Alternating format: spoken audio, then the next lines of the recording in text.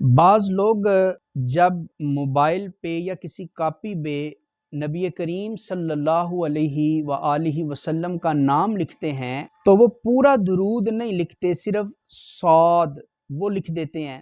یا بعض لوگ کسی صحابی کا نام لکھیں تو اوپر شارٹ ٹرم میں را اور ضاد لکھ دیتے ہیں جو رضی اللہ کی طرف اشارہ ہے۔ یا کسی بزرگ کا نام لکھیں تو اوپر را اور ہا لکھ دیتے ہیں جو رحمت اللہ کی طرف اشارہ ہوتا ہے۔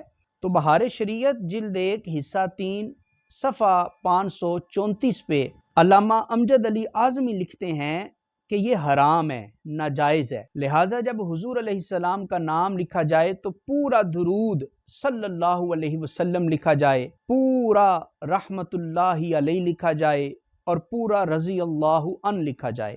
شارٹ ٹرم میں لکھیں گے تو اس کو ہمارے فقہاء نے ناجائز کہا، ممنوع کہا، حرام کہا، لہٰذا اس سے بچنے کی ضرورت ہے۔